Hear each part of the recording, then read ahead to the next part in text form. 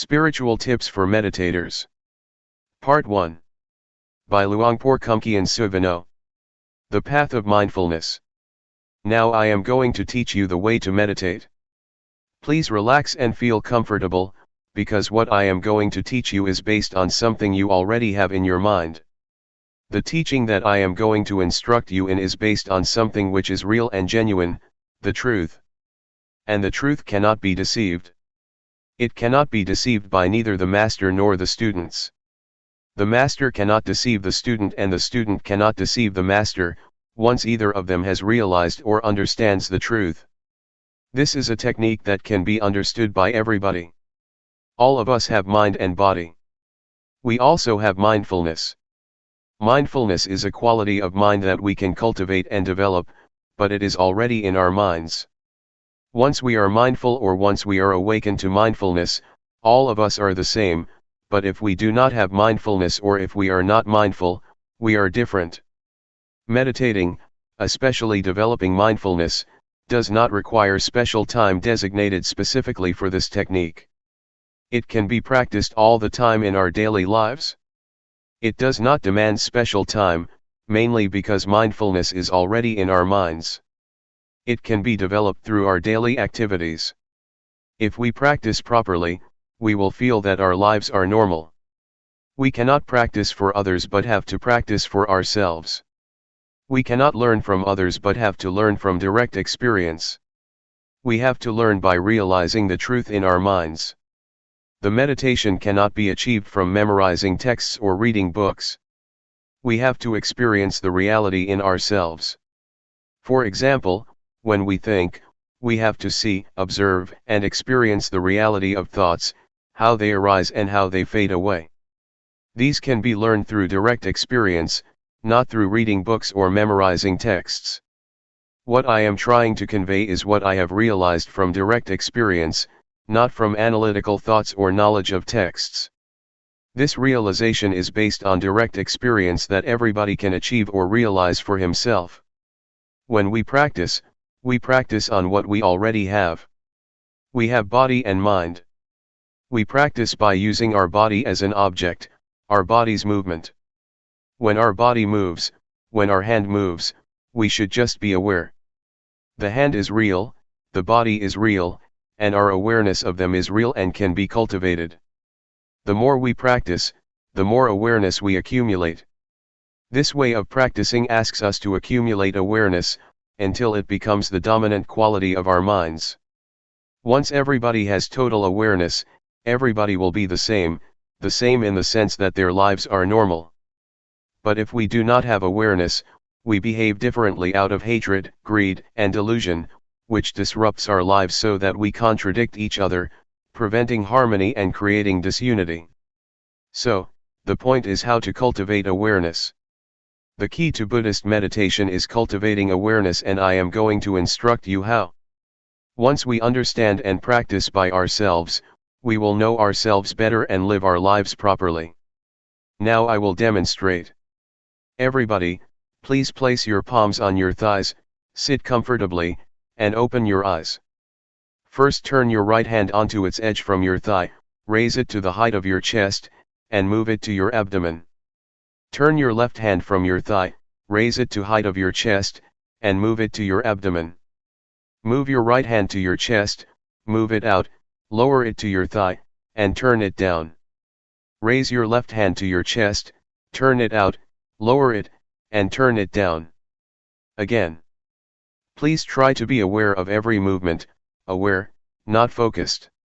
Feel the sensation of your body. Just make it natural. Just feel it. That is the way to develop awareness naturally.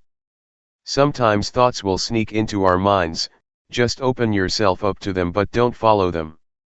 Once we are aware of our thoughts, we return to our body, to the movement of our hands. This method does not encourage one to stop thinking but just to be aware of it. In fact, we cannot stop thinking because it is the nature of our mind to think. We should be open to all kinds of thoughts, but do not follow them or repress them. Just be aware. With awareness, we will be firm and not react to our minds, either positively or negatively. This is the introduction. I would like you to try, to practice, to feel yourselves and see how it affects your mind. When you place your hand on your thigh, do you know where your hand is? Once you know where your hand is, you have already cultivated knowingness, that is to know, to feel where your hand is. And the practice of mindfulness is based on this awareness. When you turn your hand on your thigh, do you know the position of your hand? You know where your hand is, right? Raise your hand. Is it on your thigh? Where is it? Who knows the position of your hand? You or other people? Can anybody know for you? Is it only you that can be aware of where your hand is? No, no, no, be aware, be aware, be aware. Do not force your mind to focus or concentrate on every minute of your movements, just feel every step intervally, and don't focus your mind to feel like a straight line of feeling. That's not the right way. The only thing you have to do is be aware. Don't analyze or try to reason what you are going to do or why you are having such thoughts.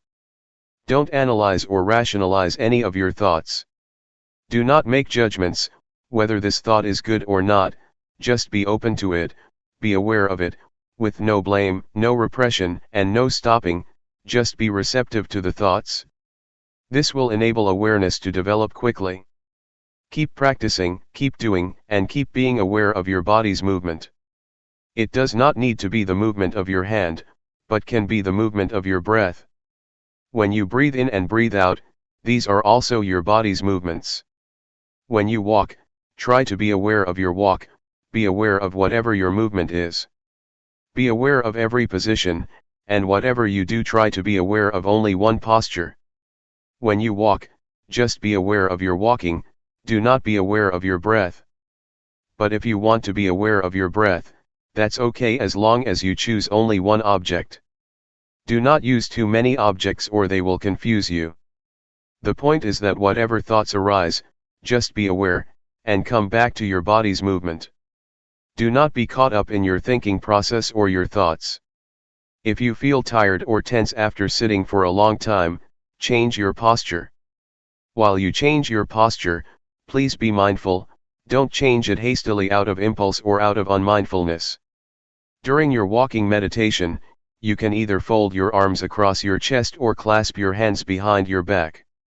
Keep your hands properly, it will enable you to walk slowly with mindfulness. About 8 to 12 paces of walking will do for the meditation.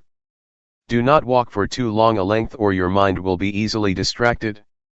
If you walk at my speed, in 1 hour you will walk 4,000 paces. If you know every pace, you already have 4,000 units of knowingness in 1 hour. It will accumulate and can change the quality of your mind. Anyway, if you become distracted or you forget and become unmindful, when you walk or move your hands, that's okay. Do not blame yourself or feel unhappy when this happens. Just let it go and start again. When a thought disturbs your mind, let it be. Do not try to repress or suppress it. Just feel open to it.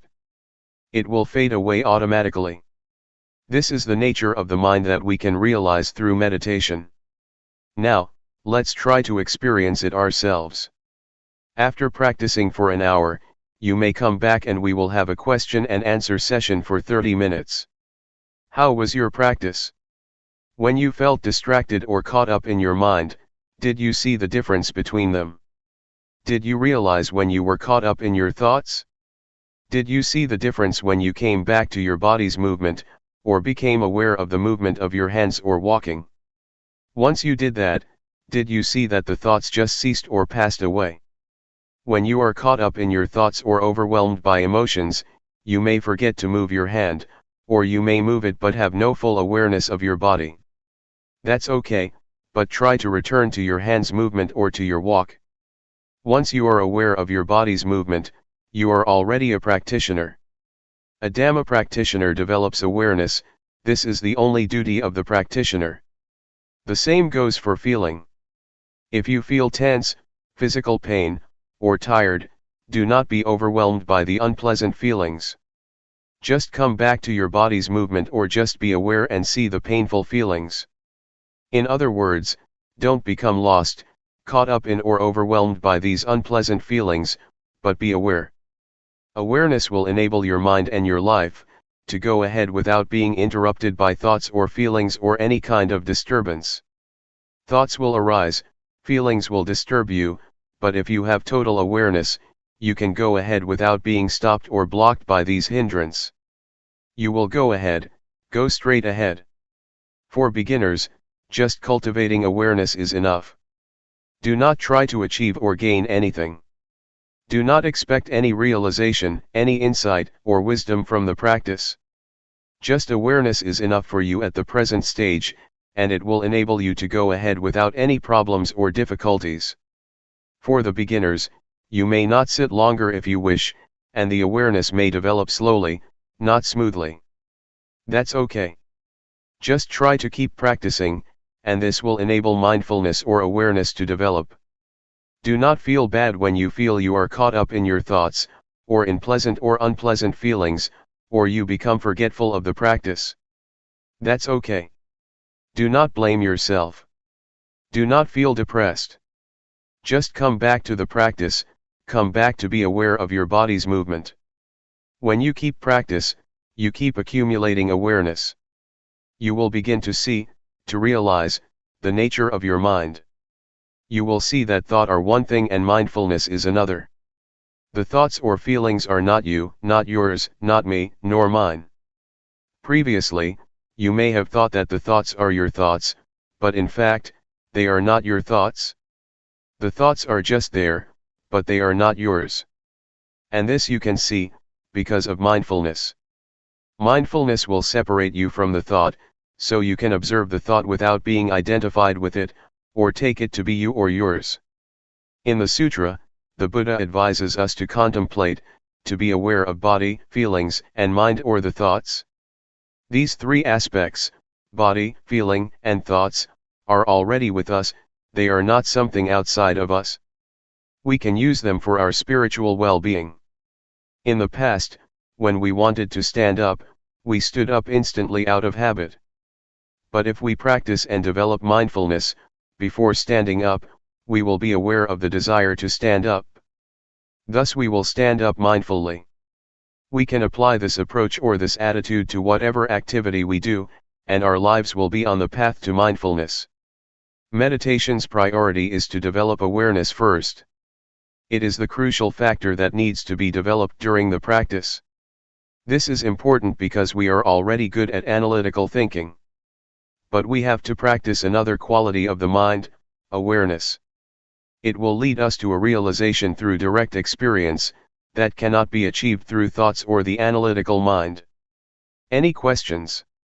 If you want to ask, please ask based upon the experience that you have already had from your practice in the past few hours. Do not ask through the analytical mind. Question: the mind that gives rise to thought, the mind that's mindful, and the mind that is aware, are these minds the same? Answer: practically speaking, you can see the three. You can see the scattered thoughts, or you can observe the mind. This can happen when you are aware of your body.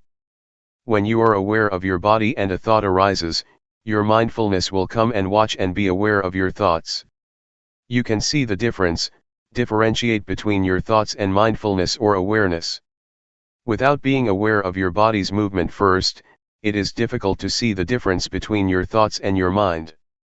Question: when you observe a thought, is the thought in the past? Answer: once you are aware of a random thought, it is in the past, but if you are not aware of it, it is the present. The random or unintentional thought is the kamma, a kind of action, a mental action that can lead to other consequences. either good or bad. If you become aware of it, awareness will halt that mental action, thus getting rid of whatever consequences that might have happened. Question: is this practice of using your body as a meditative object for the training of samadhi? Answer: the awareness can lead to calmness, if you are caught up in or dwell on the calmness that is the samatha, calmness meditation. But if you lift your mind from the calmness and observe the calmness, then it is insight meditation. So it depends on how you deal with calmness. If you dwell in the calmness, it is a calmness meditation. If you observe the calmness, it will lead to insight meditation. Question: is this awareness the same as the Buddha's? Answer: the awareness mentioned above is the same as the quality of Buddhahood. It will lead to total insight. This kind of practice also includes the threefold training: morality, concentration, and wisdom. Question: do you mean that awareness includes threefold training? Answer: the threefold training is not awareness itself, but is based on awareness. You cannot keep precepts without awareness. Awareness will enable you to keep the precepts, sila. And awareness will enable you to develop concentration, samadhi, and to gain insight, panya. We need not waste time developing sila, samadhi, panya by different ways, but go directly to develop awareness, then sila, samadhi, panya will take place. According to the Buddhist canon, the Buddha said, self-awareness is the origin of wisdom, the parent, the source of righteousness. But unknowingness or unawareness is the source or the parent of all evils. Question: nowadays, young children seem to be practicing awareness all the time. Even we, when we are exposed to something new, seem to be more aware. It seems as if we come to this world practicing awareness, then we start thinking, then we have the same thoughts over and over, and that turns off our awareness. Why is this happening? Answer: it is because we have eyes, nose, ears, mouth, and body, the 5 sensual bases, and mind, the 6th base, to understand the world. We use these 6 bases to have contact with the world, and this leads us to a lot of concocted mind. We think a lot because we have a lot of contact with the outside world. That's why our minds become busy and keep thinking all the time. We ignore another quality of the mind, awareness. That's why we have to come back again, because we have ignored it for such a long time. We have occupied ourselves with thinking, because of our contact with the outside world through the 5 sensual bases. Awareness will liberate us from all unpleasant events and unfetter our minds. It will liberate us from all hindrances and fetters. I can assure you that awareness will rescue our lives. Regardless of nationality or race, we can be united. Regardless of our differences, we have one thing in common: awareness. Awareness is in every person. So, I would like to encourage you to develop awareness, so that we will go beyond nationality and race. After the practice, do you feel that you can get in touch with awareness, the awareness in your mind? It is an quality inherent in you, that leads you to get in touch with it. Question: it's very hard to slow my mind down. Answer: we are not going to stop the thinking process, we are not going to fight it. If you fight it, you are going to be tired, because it is very difficult. Just to be aware of it, just observe it, and it will pass away on its own. Do not try to get rid of it. If you try to get rid of it, you will feel exhausted. Sometimes, you may find your mind was more scattered during the practice than during your normal daily life. The more you practice, the more your mind is scattered. Sometimes this happens to practitioners, but that's normal. Just be aware of it and ignore it, and try to be aware of your body's movement. The more you keep coming back, the more awareness will accumulate. Just keep coming back. Do not try to fight your thoughts. June 1, 1997. Cultivating awareness. The Buddha said that there are 5 hindrances to meditation. The first is drowsiness, the second is agitation or restlessness, the third is doubt, the fourth is sensual desire, and the last is ill will, hatred, or irritation. Doubt means that one feels uncertain, whether the practice is right or wrong, so he just stays on the edge, and cannot commit himself to any kind of practice. You may encounter any of the 5 hindrances. That's alright, it's even beneficial. Try to observe the hindrance rather than following it, or being overwhelmed by it. To observe is to keep your mind from identifying with these 5 hindrances. For example, when you feel sleepy, instead of lying down and following the drowsiness, just try to observe it, and the awareness will lift your mind from being drowsy. Thus you can learn how to interact with restlessness, or with agitation. They are not bad. They can teach.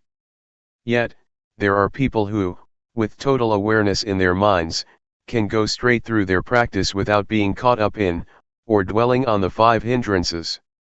Awareness not only helps us overcome the 5 hindrances, but will also lead us beyond delusion to insight, or wisdom. When one is unmindful, unaware, or becomes caught up in one's thoughts, one cannot see things clearly and is overwhelmed by delusion. Yet once one becomes aware or free from the 5 hindrances, one can go further to experience insight. Because one accumulates awareness all the time, and awareness enables one to see things as they are, not distorted by bias or scattered thoughts, so that one can achieve insight. The insight that can be experienced from this method of meditation is the insight into the body and mind. You can see that the sense of us or me, in fact, is only the combination of body and mind. You will understand the nature of rupa, the form or body, and nama, the mind. You will see how they interact with each other. With this insight you will have a clear understanding that goes beyond the concept of me and mine, just body and mind, not the sense of self. With the insight into body and mind, you will know and be able to differentiate between thoughts and awareness. So far, you cannot differentiate between these two because they come together, but if you have insight from awareness, the thoughts and the one who thinks or observes can be differentiated. Such realization or such direct experience is what we call wisdom, because it liberates us from hindrances and suffering. It is wisdom, and at the same time it is magga, the path. It is both the path and the end, the wisdom. If you practice properly, you will see that at the beginning it is mindfulness, in the middle it is mindfulness, and at the end it is also mindfulness. It is both means and end, path and wisdom. What I just said is quite ahead of you. It is a state that you may not have experienced yet, but I wanted to inform you of what you are going to realize, if you practice properly and continuously. Please try to concern yourselves with what you are practicing now. Just be aware, and once you keep practicing, results will come on their own without any attempt on your part. Therefore, put your effort into the practice. Awareness from this practice will get rid of delusion. The more you are aware, the less you are unaware. Unawareness is identical to delusion or ignorance. If you accumulate awareness through this method, it will form a solid base for keeping moral precepts, for concentration, and for wisdom. You will live your life morally once you have full awareness. At the same time, you will also have calmness or concentration, once you are fully aware of what you are doing. Meanwhile, insight can take place with awareness. Thus, awareness can lead us to the totality of life, the totality of education or training. Awareness or mindfulness enables us to awaken. An enlightened one is one who has total awareness, total mindfulness. Buddha said many times that the Arahant, the enlightened one, is one who has full mindfulness and awareness in every moment of his life. His experience is like traveling in a freeway on which he can move ahead without any obstructions. Mindfulness is like this: you are not caught up in any thoughts, but move straight ahead in your life. You can learn a lot from this practice. You can understand a lot of things in Luangpor Teean's mind. It is as if your life is the texts, your practice is the texts, and you can gain a lot of knowledge from it. Your experience is the source of knowledge that will enrich you. I would like to persuade you to see for yourself. Try to see it, experience it, and it is within your capability to understand it. I would like to encourage you to learn more and more from the practice. This is not some kind of propaganda or an advertisement, but just an encouragement. Practice like this is sort of forming a new habit of awareness. Right now, we have the habit of unawareness, of doing things out of habit without awareness, but if we accumulate awareness, a new habit will be formed, and whatever we do, after we practice properly, we will be aware of our daily movements. But if we do not practice, we will easily fall back to delusion, to our forgetful habits. So, please try to accumulate awareness and try to be mindful. Another point that I would like to emphasize is that, awareness is not a quality confined to myself or monopolized by anyone. It's a quality inherent in all of you. You are all capable of increasing and developing your mindfulness, not only in this room but also in your daily lives. That's all I would like to share with you. The only thing you should do is to realize it yourselves. What I talked about is not for you to memorize but for you to experience yourselves through practice. Both of us will stay here for more than a month. Should you have any problems, please come and talk with us. Question: awareness is not limited to our hands movements only, right? Can it be expanded to things like scratching itches? Answer: that's right. Whatever you do, whether coarse or subtle, breathing or swallowing saliva, or even when you just raise your hand to get something, be mindful. Just be aware of whatever you are doing. That's the proper way to practice. Question: if one moves without awareness, is that ignorance? Answer: yes, that is a kind of ignorance. There are many kinds of ignorance. The most fundamental ignorance is of the things that cause suffering to you, whatever kind of thoughts or understanding that troubles you, or creates suffering for you. Question: the Buddha's awareness is the same awareness that we are talking about, except his awareness is continuous, right? Answer: yes, it is the same, but the awareness of the Buddha is not only continuous, but is also awareness in its totality, awareness that replaces ignorance to the extent that there is no residual of ignorance left. But for us, we still have ignorance, our awareness still broken. Question: what is the difference between the awareness of Sotapanna, Sakadagami, Anagami, and Arahant? Answer: the awareness of these four enlightened beings are different in terms of degree, and also in terms of quality. The first stage of enlightened being, Sotapanna, has awareness that can get rid of the strong sense of self and uncertainty. The second stage of enlightened one, Sakadagami, can eradicate sensual desire and repulsion almost completely. For the Anagami, sensual desire and repulsion are eliminated completely. It is the different degrees of awareness that leads to different qualities. It is as though we are climbing up a ladder. In the first stage of enlightenment, the awareness is less powerful than that of the Arahant, or the last stage of enlightenment. For example, when we get angry at something, we will think about it over and over again. But for the enlightened one, especially the third one, Anagami, once anger occurs, it just happens and he can let go of it. It just occurs one time and then he goes beyond the anger. Anger is eradicated by total awareness, or wisdom. It's like a heated iron, once we touch it, we should feel the heat and never touch it again. For the enlightened one, anger is like a hot iron, once he touches it, he is aware of the heat from his anger, and will never return to and identify with it again. But ordinary people, not aware that anger is like a heated iron, just touch it over and over again without realizing that it is very harmful. The awareness that I mentioned, is the awareness that can enable us to see no self in the body, no self in feelings, no self in emotions, no self in thoughts. It is the awareness that can liberate us from suffering. Please do not just accept what I told you, see it for yourselves and practice until you can know it for yourselves. Then nobody can deceive you, nobody can mislead you, because you have already experienced it.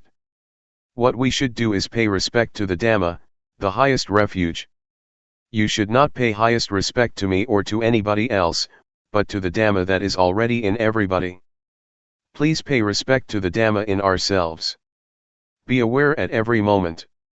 When you go home, Try to maintain your awareness at all times. June 1, 1997. Knowing yourself. As I told you earlier, all of us are friends even though we have just met here, because we have been friends since our birth into this world. In Buddhism, friend has a broad meaning. All of us are friends because we are sentient beings. We all share the cyclic existence, all of us share birth, decay, aging, and, finally death as human beings. That is why we are all friends. Another thing that we have in common is that each of us has body and mind. Each of us has common characteristics. We all have 6 senses fields, we all have feelings, we all have emotions, and all of our mental activities and our physical bodies are subject to the same characteristics: impermanence, suffering, and no real self, no permanent self. These are the 3 common characteristics that all of us share. But there is something that makes us different from each other. That is our mental formations. We have different ideas, we have different opinions, we respond to our surroundings in different ways. It is our mental formations that makes us different from each other. However, these mental formations can be transformed, making us one, the same as a person. Previously, I said to many of us here that, despite our different characteristics, although there are various kinds of people, we can be the same if we have mindfulness. If mindfulness prevails in our lives, we will be the same, but it will be different if unawareness or unmindfulness prevail, because they make us behave differently and perversely. Anyway, I would like everyone here to feel comfortable when you are listening to Dhamma. You should feel comfortable because I am going to speak about what you already have: mindfulness, calmness, clear comprehension, and self-awareness. All of these qualities are already present in your mind. I would like to take this opportunity to share my experience of how to be one with the Dhamma, to apply and integrate Dhamma, or the truth, into our lives. 3 years ago, when I first came here, a Western student asked me, "What brings you here? What do you know? What knowledge do you bring with yourself?" I replied that the only knowledge that I have is knowledge of myself. I just know myself. So, he asked, "What do you mean by knowing yourself?" Instead of giving him the answer, I demonstrated by turning my hand on my thigh and resting it there. Then I asked, "Have you ever been aware of yourself while you rest your hand continuously for 7 days? Have you ever had that experience of knowing yourself, of being aware of yourself for 7 days?" He said, "No, I cannot do that, I do not have such experience." So I persuaded him to try cultivating awareness with the practice of raising the hand, dynamic or sati meditation. Later, he had a glimpse of awareness, of knowing himself. Can you follow me? Am I difficult to understand? After practicing like this for 1 or 2 hours, the Western student came to see me and shook my hand, saying, "Oh, you are the one that I have been longing to find for many years." Knowing yourself is necessary, because if you do not know yourself you will be overcome by grief, selfishness, anxiety, ill will, and irritation. But once you are aware of yourself, you will be free from these sufferings. What we should learn and cultivate is the experience or state of mind that can liberate us from suffering, so that we can live without suffering. This is what I try to learn. I do not know how to make money or how to increase my pride, I do not search for honor or seek admiration. What I try to learn is the way out of suffering. The experience I mentioned is what we call Dhamma, or the truth. It is the truth that frees us from pain or affliction. It is the Dhamma that leads us to enlightenment, to be totally awakened. The truth, or Dhamma, is what makes one a Buddha. It is an experience can be shared not only by monks, but by everyone. This insight into nature brings us all into the oneness, to be the same. What I tell you is not speculation, but from experience developed by following the path of the Buddha. It is what the Buddha has already said. It is the outcome of the practice that the Buddha developed, the 4 foundations of mindfulness. That is, to be mindful of body, of feelings, of mental formations, thoughts, or emotions, and of all existence in nature. Question: can people who have jobs that require a lot of concentration, such as scientists, maintain awareness while concentrating on what they are doing? Answer: it is possible to have both concentration at work and awareness of what we are doing. In fact, concentration and awareness should go together. You cannot concentrate if you are not aware of your thoughts or of distractions. Once we are mindful, once we are aware of the distractions, we can concentrate because we are able to remove the distractions. Not only does mindfulness help us to concentrate on what we are doing, it also helps us to use our intelligence more effectively. Mindfulness is like the master who tells how to use our intelligence properly. If you do not have mindfulness, or if your mindfulness is very weak, it is not easy to use the intelligence and information that you already have in a beneficial way. Mindfulness is like the software that tells us how to retrieve the information for this purpose. In Thailand, we compare mindfulness to the captain who controls and guides the ship and intelligence to the engine. So the captain controls the engine in the same way that mindfulness controls intelligence, to make the most use of it. So the answer to your question is twofold: mindfulness and awareness are both important. They enable us to concentrate and to use our heads, or our intelligence, properly in a beneficial way. Question: when I have a lot of problems, I seem to lose awareness of my body. Is that okay? Answer: it is normal that at that moment you cannot be aware of your body, but you still have to be aware of the thoughts in your mind. It is okay, because awareness means being aware of both your mind and your body. For those who have to think, it is at that moment that they should be aware of their thoughts, but it is not necessary to be aware of their bodies. Question: when I am reading, I am not aware of anything else. Is that also a form of meditation? Answer: yes, it is a form of meditation, if you hear the noises around you but do not pay attention. If you concentrate on reading, but are aware once you feel something strange outside, and you can turn your attention from your reading to the outside, it is a form of meditation. But, if you concentrate and try to cut yourself off from your surroundings, then, it is not mindfulness meditation. Question: are mindfulness and awareness the same thing? Answer: technically speaking, they are not the same but work together very closely. Mindfulness means sati in Pali. Awareness means sampajanya. But sati and sampajanya are very close, they are twins. In Thailand we call both sati and sampajanya mindfulness. Practically, they are synonyms, but technically, they are different. Question: can you explain the difference? Answer: sati, or mindfulness, means recollection, or calling to mind. Awareness means you know clearly what is going on in your body and mind. They have to be together. Once you collect your mind on some particular moment or movement, you already have the clarity of that movement and of yourself. They go together. Awareness is the consequence of mindfulness.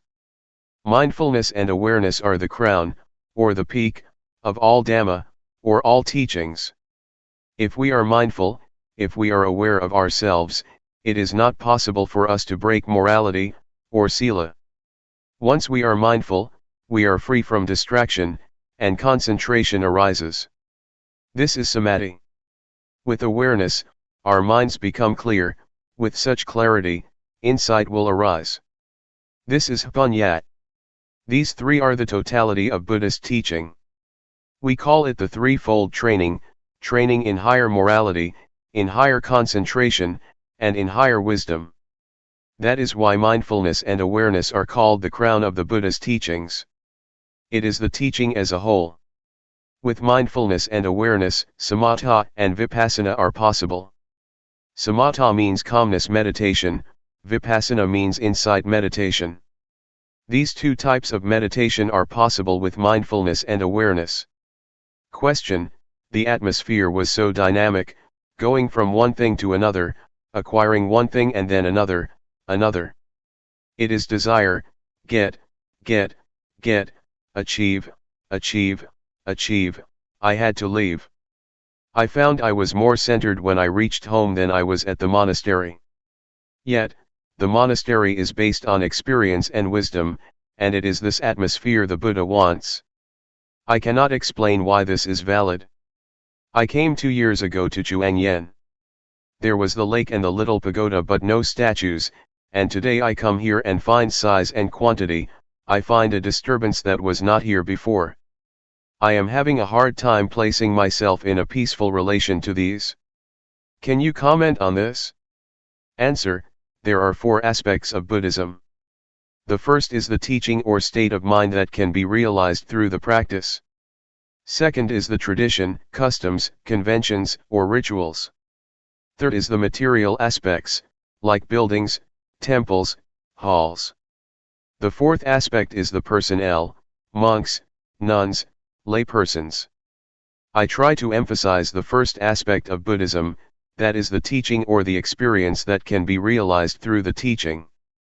We should concentrate on this aspect. Do not pay much attention to the rest, the rituals, the buildings, or the personnel. If we focus on the teachings and the experience that can be developed from the practice, we will realize ourselves. So, I suggest you do not pay too much attention to the other 3 aspects or they will disturb your mind. It also happens in Thailand. There is much contradiction between teaching and practice, between the teachings and the monks themselves. Sometimes monks behave themselves badly, but this does not mean that you should ignore the Dhamma, the teachings. We have to separate the teachings and the personnel, the buildings, and the rituals. Sometimes the rituals contradict the teachings. Sometimes, monks are self-centered, practicing meditation without concern for the world. If we engage ourselves in these kinds of arguments, we cannot find peace. So, just keep practicing and try to put the teachings into practice. This does not mean that if one individual practices properly, the rest will follow. No, I only suggest that we start with ourselves. If we expect other people to start, if we expect other people will start without beginning with ourselves, then nothing will happen. Let us start with ourselves and then pay attention to the rest. I would like to share my experiences of when I was a young monk, just a beginner, starting to practice Sati meditation 30 years ago. The other monks, my friends, were not serious about the practice. They preferred chatting all the time, and many monks tried to engage me in their conversation. Many things around me were quite irritating, quite annoying. But I decided that I would not pay attention to my surroundings. I behaved myself properly and paid attention only to myself. If I engaged with my surroundings, with my fellow monks, I would not progress in the practice.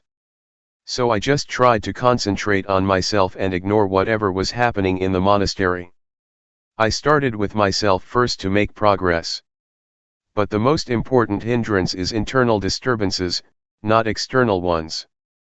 Previously, prior to coming to practice this method of meditation, I had practiced the calmness meditation, using my breath as the object of meditation to bring me calmness, a kind of trance and absorption.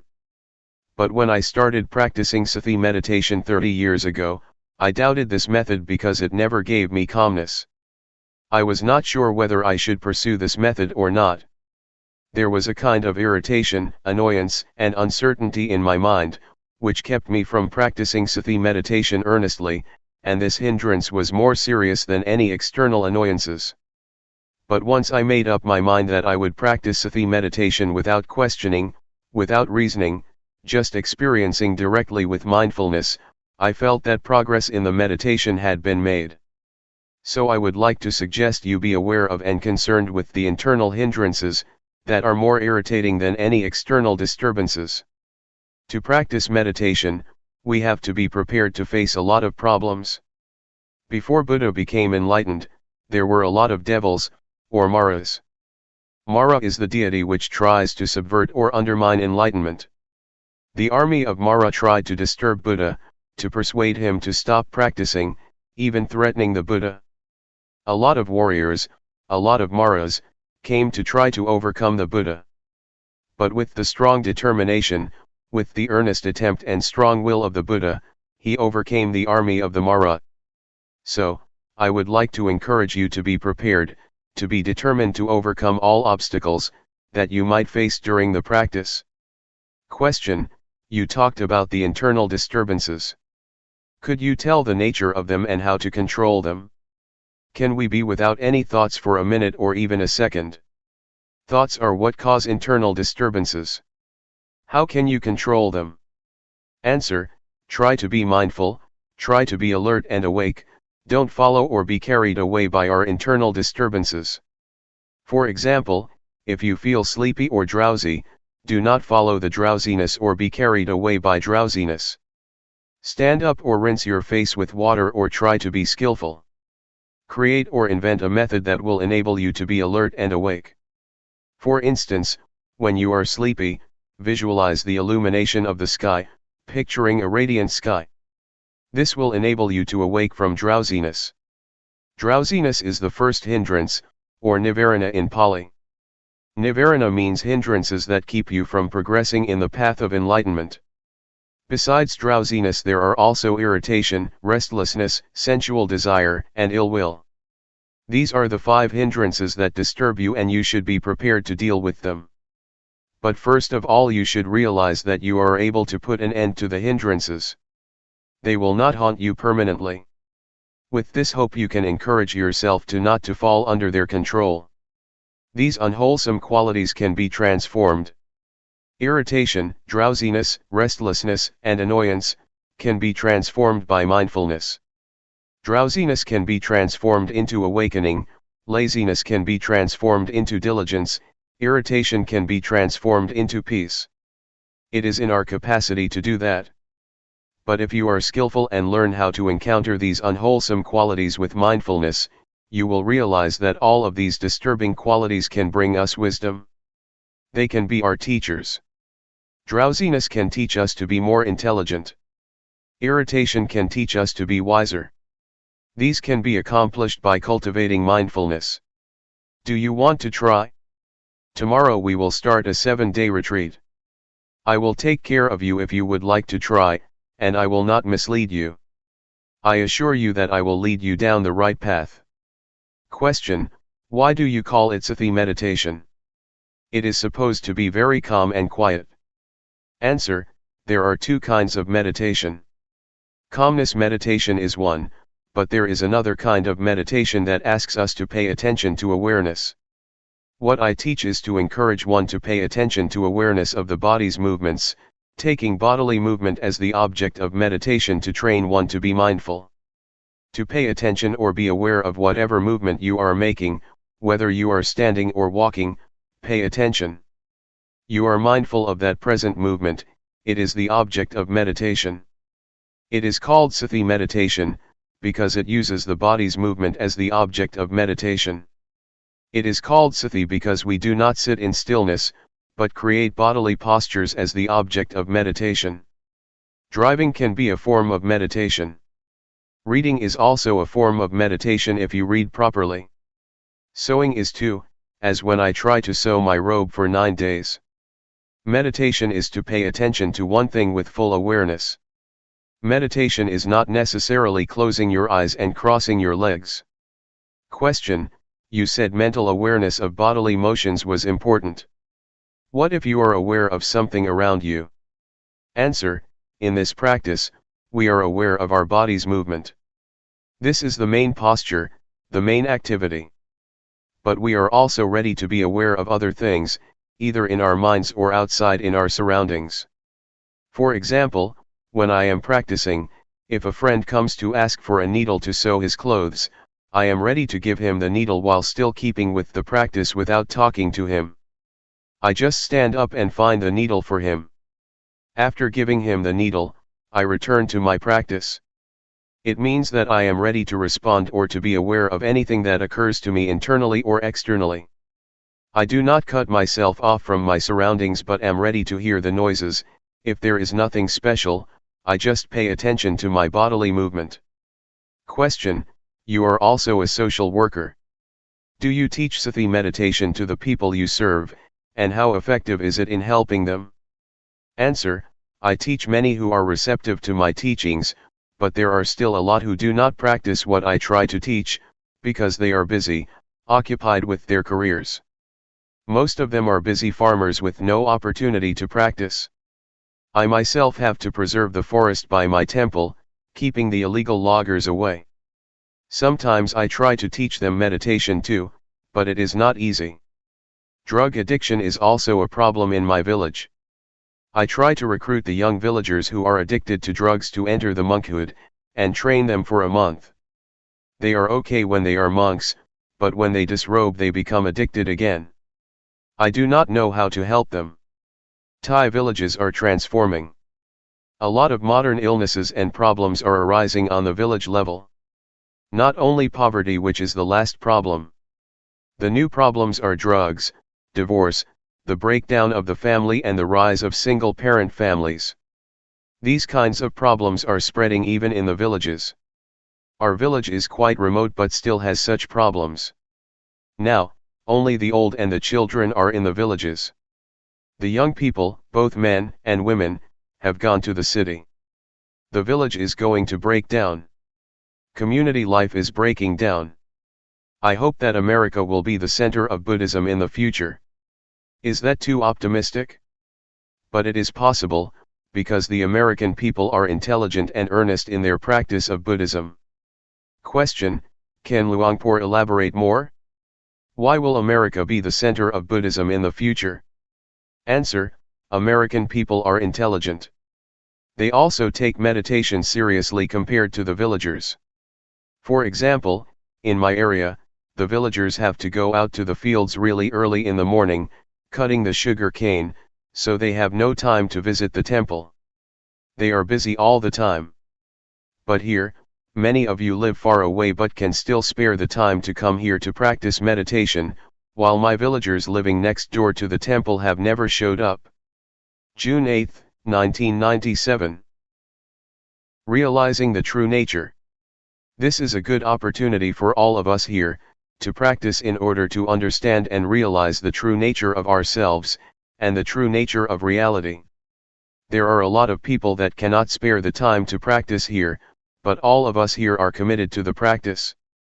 So, from now on, I would like to give meditation instructions. In the time of the Buddha, we did not have a tag that says, silent meditation to refrain from conversing with others. But it is in accordance with the principle that the Buddha established, that it is good for one to not see, hear, or talk while he is practicing meditation. If we have to speak, we should speak mindfully; if we have to see, we should see mindfully; if we have to hear, we should hear mindfully. We come here to practice meditation, to cultivate mindfulness. Mindfulness is already a quality of our mind. Practicing meditation to cultivate mindfulness, we encounter a lot of obstacles, a lot of disturbances both in our minds and from the outside. So we should learn how to cope with them skillfully. For example, when you practice, you may feel pain, be tense, or tired after sitting for a long time. You need to change your posture, changing your position from sitting to standing or walking. But before standing up, you should remind yourself to stand up mindfully. Do not stand up out of habit or stand up unconsciously, but do it mindfully, with full awareness. This is the technique that I would like to share with you. Try to allow mindfulness to guide our behavior. When we are tired of walking and would like to sit, we should be aware of the desire to sit. The desire to sit and the awareness of it are different. With awareness, we can see our desire, our need to sit. Once we can see clearly, we are aware of our desire to sit, then we start to sit. This is how we use mindfulness to lead or guide our behavior. Do not be overwhelmed by feelings of pain, tension, or physical strain. Try to resist our habitual tendencies, because our habitual tendencies will lead us to delusion, to forgetfulness, and to ignorance. It is tempting to abandon our practice, so we have to resist, to go against the stream of habit. For example, before the Buddha's enlightenment, he sat near a stream and was determined to practice to the end until he reached enlightenment. Since he was not sure whether he would achieve enlightenment or not, he put a plate on the stream to see whether it could go against the stream or not. If it could go against the stream, that would mean he would achieve enlightenment, and he found that the plate could go against the stream. This is analogous to his determination to resist the habitual tendencies, which led him to enlightenment. So, I would like you to try to follow his path, to always be aware. Be constantly aware of your body's movements. When you raise or move your hand, keep being aware of your body's movement. Do not let yourself stuck on anything else, be it high or low, pleasant or painful. Just be aware of your body's movements. For beginners, I would like to suggest you meditate in 2 postures, sitting and walking, sitting and moving your hands in a rhythmic pattern. But, if you want to try to meditate with breathing, and you feel that it can develop your mindfulness, that is fine. However, I would like you to practice in only 2 postures.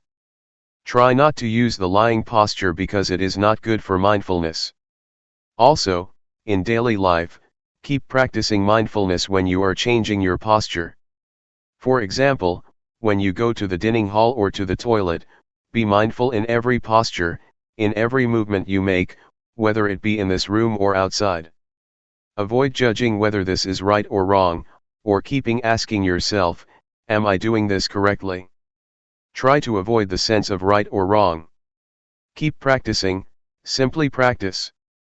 Do not be anxious. Avoid skeptical doubts. Just keep practicing and try to be aware of what you are doing. That is all. It is not too complicated. For beginners, avoid worrying about the method, because it will obstruct your practice.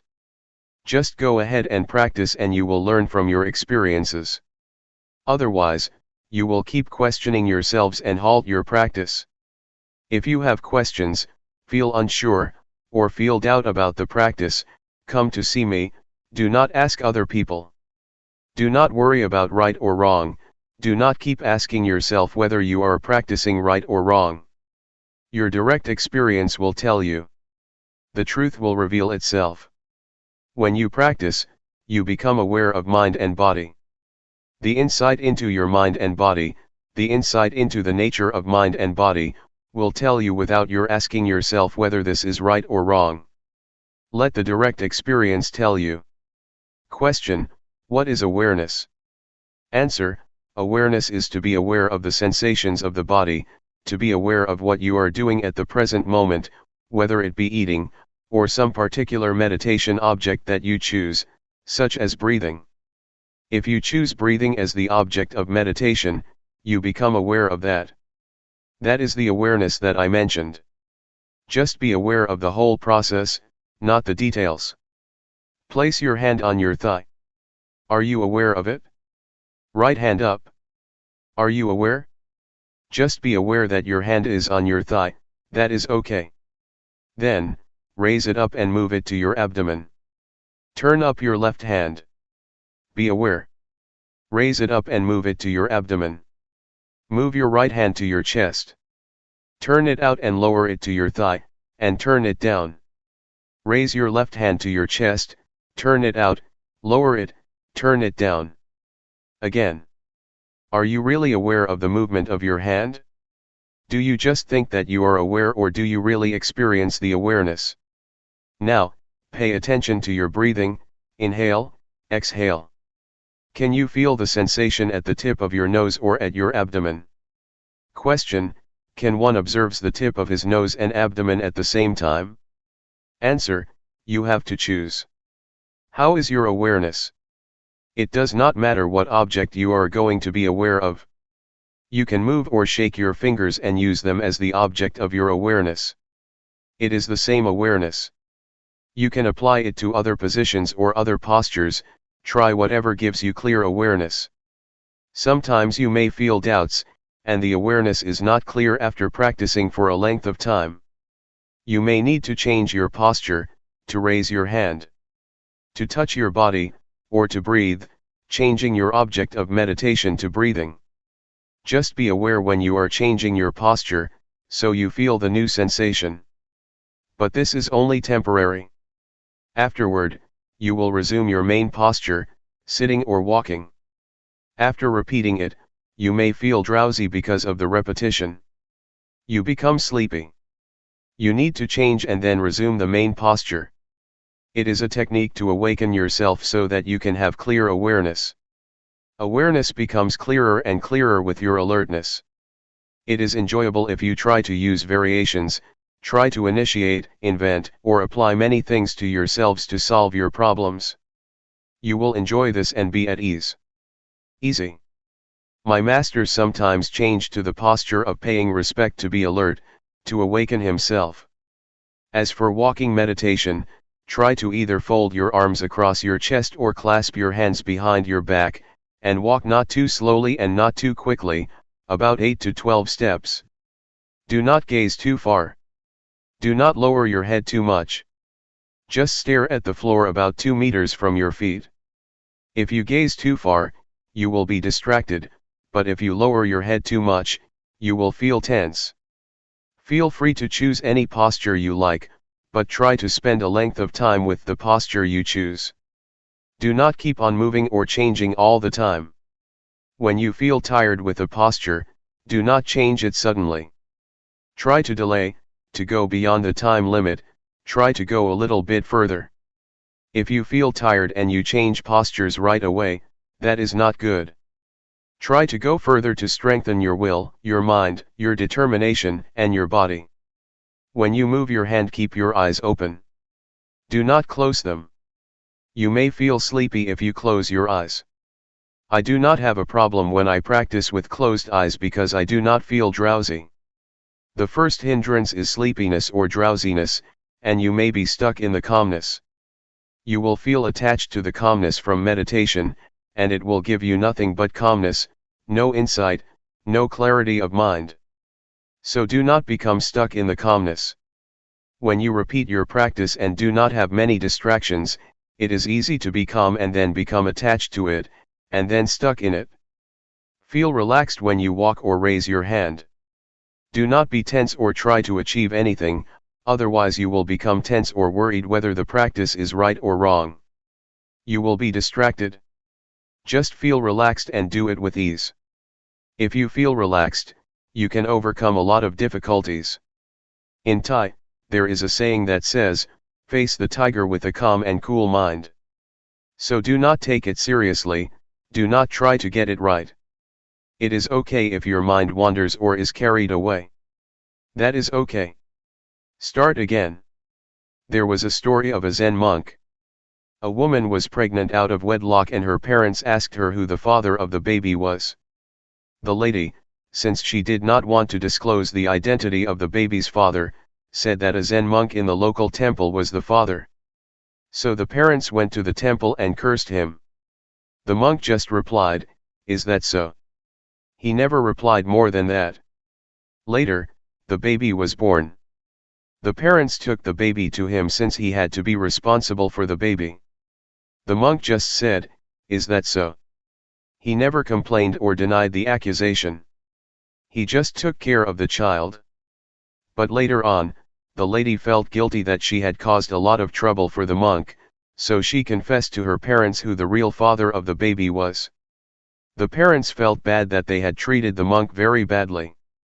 So they went to the temple and asked for forgiveness.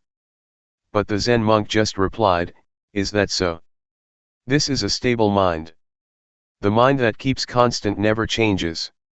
Whatever situation it is, be it good or bad, the mind is still the same, the behavior is still the same. That is all for tonight. June 8, 1997. The balance of the mind. You have to bear in mind that words or language have their limitations, they cannot express or convey all conditions of mind, but you can see for yourself what happens to your mind during the practice. We try to cultivate awareness of our body's movements. To do that we have to keep our minds in balance. If our minds turn outward, that is they are distracted by external conditions or overwhelmed by stimulated thoughts, we cannot have clear awareness. At the same time, if our minds turn too much inward, we are easily tense because we focus too much on trying to stop our thinking. This will not enable us to have clear awareness either. Turning too much outward or inward is not good for us, so we should try to keep our minds in balance, neither carried away by thoughts nor trying to stop thinking. When I was a young monk practicing with Luangpor Teean, I practiced in a small cottage with closed windows and closed door. Luangpor Teean came to see me. He stood outside my cottage and asked me from outside, "Can you see me?" I replied, "I cannot see you." "Why?" he asked.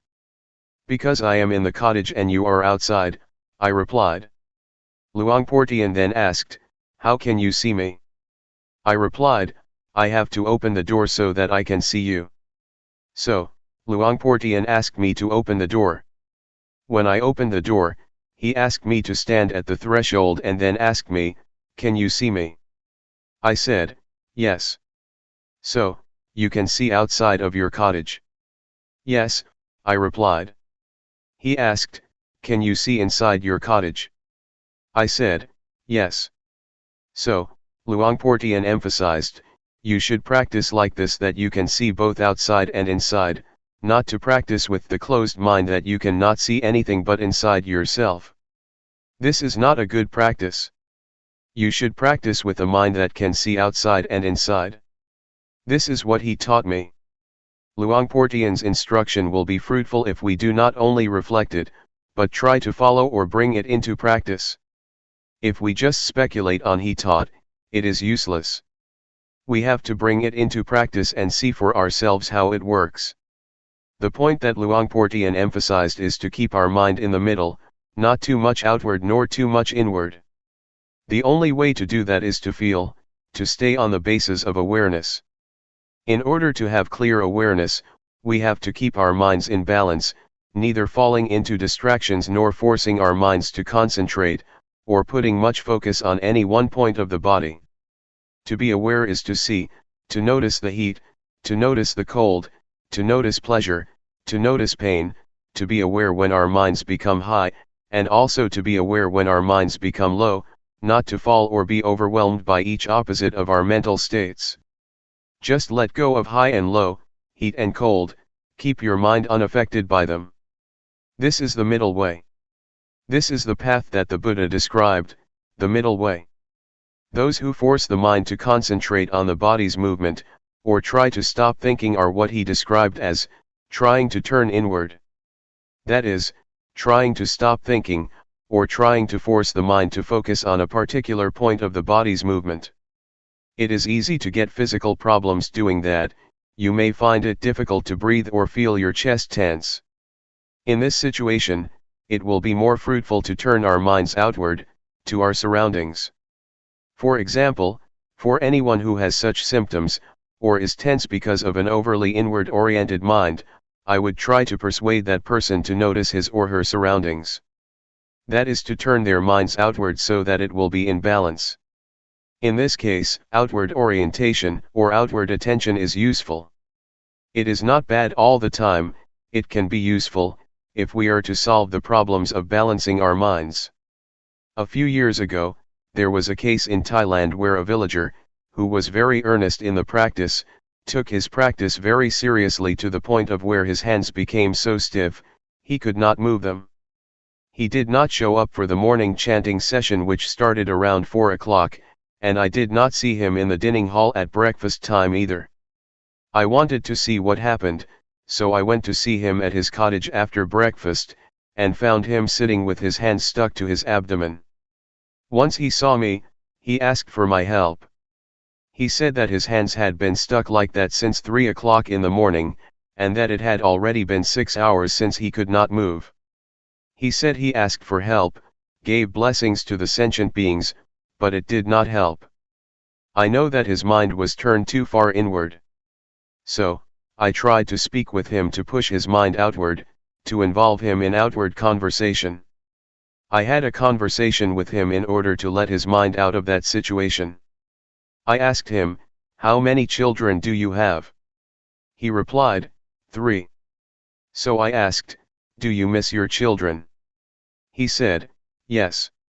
"How are you planning to help your children when they grow up?" I asked. He started telling me his plan for helping his children. Unconsciously, his hands fell down, and he did not even realize it, still talking, replying to me. A few minutes later, he found that, oh, his hands fell down. It happened because his mind became interested in something outside, his mind became balanced, and the problem of his hands was solved by itself. This is an example of how problems can be solved if we try to keep our minds in balance. So, please take advantage of whatever happens to you, whether it be distraction, tension, or repression. Do not feel it is useless. When you feel distraction, it is useful if you try to learn from it. You can learn a lot from whatever happens to you. So, make the best use of it. Do not feel bad when your mind is carried away by thoughts or feels scattered. It can reflect a lot about yourself and the nature of your mind if you pay attention to it. Take it easy, feel relaxed when you practice. For me, I have no problem sitting or walking for a long time without being tired, because I feel relaxed and I take it easy. Whatever happens to you, do not become fussy or frustrated. When you lose awareness, or when you become stuck in your thoughts or in your thinking process, do not be fussy about it. Just feel that it is alright and then come back to the awareness. With this kind of attitude you will feel comfortable, and will get through any kind of problem. You may face not only tension or frustration, but also drowsiness or anxiety. But if you take it easy with the effort, with the attempt to resist these tendencies, you will overcome all of them. Any questions? Question: you just mentioned that when you reflect you can understand more about yourself, but during the practice, aren't we supposed to not think and just be aware? Answer: yes, at this time you need not to investigate. Just be aware of it, just see it, that is enough. You will finally understand the thoughts, so you need not investigate. Just being aware of them is enough. I would like to add that once you have a better understanding of yourself and your mind, you should be careful not to fall into the trap of knowledge. Just knowing that you know is enough. If you become excited with your knowledge, it can distract you or obstruct you from being aware of your body. Question: does the knowledge obstruct because you are thinking too much? Answer: it is a trap. It obstructs the practice because when you know more and more you become fascinated by knowledge. When you know more and more, you tend to follow the flow of the knowledge and then you lose the practice of awareness. There is a possibility that insight will arise within your mind, wisdom, or insight into the nature of body and mind. You will have an understanding about wholesome, unwholesome, sin, and merit. You will understand the three common characteristics: impermanence, suffering, and no self. You will realize that you can be a monk in essence though you are a layperson. Some monks, after practicing and achieving such insight, exclaim that, "This is the first time that I feel as though I am a real monk. Just today I became a monk." Despite the fact that they had been ordained for many years, they felt that they were not monks until then. Question: someone else suggested that, and I have tried it a couple times. After you practice a long time, you feel very well and calm. That is a good time to think about what you want to do in the future, because your mind is very clear at that point. Answer: there is no problem if you know when to finish. There are some artists who use meditation to calm the mind in order to paint. But I would like to say that meditation is not only for work, or solving practical problems. You should aim beyond that, to remove suffering. We should use meditation for a higher purpose than solving the practical problems of daily life. Just keep this in mind so that we can make the most of it. Do not try to achieve anything. Do not try to achieve supernatural powers, or want to be better than other people, to compete with other people, or to have a special mystical power. Do not have such an attitude or it will obstruct the practice. I would like to give another example. One monk in Thailand had achieved a lot before his entrance to the monkhood. He was a member of parliament, he had achieved everything he wanted to achieve. So his mind was achievement-oriented, and when he became a monk, he still had this attitude. When he practiced, he tried to achieve spiritual power, he tried to attain insight, the higher wisdom. He drove himself to practice a lot until his mind became out of balance. When he met me, he asked me, "Do you see that my robe is full of lotus? I am not an ordinary monk now." I took this monk out of the temple and tried to help him become normal. I took him to see the flowers, the trees, talked to him and made him forget the practice for a while, so that he became relaxed and felt better. But do not worry that you will be like him. I can assure you that I will take you to the right path. If you stay firm in your awareness and don't expect anything more than awareness, you will be all right. Question: was he practicing with Luangpor or with someone else? Answer: with another master. He was just visiting the temple. After a brief chat, I knew that the monk had a problem. Question: it is interesting that this monk would trust Luangpor. If they do not trust, the problem cannot be solved. Answer: it has nothing to do with trust. Because if we have the means to solve the problem, we just talk with him personally, and if we know how to help him get out of the trap that he is falling into, then we can help. In fact, this problem can be solved by itself, but it takes time, probably 10 days if nobody helped him. Question: I think maybe I am too inward in my practice, because when he told his interesting story I realized that all the tension in my back was leaving. After I went outward and listened to his story, I started to forget all about the pain. I still have a congested head, but I can see now that my back tension is releasing. Answer: it is okay. Whatever happens, do not be worried. You should learn how to solve the problem yourself. For example, when you become tense, try to look outward, see your surroundings and pay attention to them. This will help balance your mind. Question: I have noticed that when I go outside to walk around the pond, I feel more relaxed than I do in here. When I work in here, I feel more tense. When I work out there, it feels lighter to me. Answer: do not worry about whether your practice is right or wrong, do not try to achieve the right practice, just keep your mind relaxed and feel comfortable, going beyond anxiety or desire. Question: Luangpor mentioned earlier that hindrances can be helpful, so sleepiness or things like that can be helpful, we just need to resist them. I am just thinking, for example, that today I feel drowsy, and I have been staying with it. I am just thinking that maybe it is helpful sometimes to just go take a nap.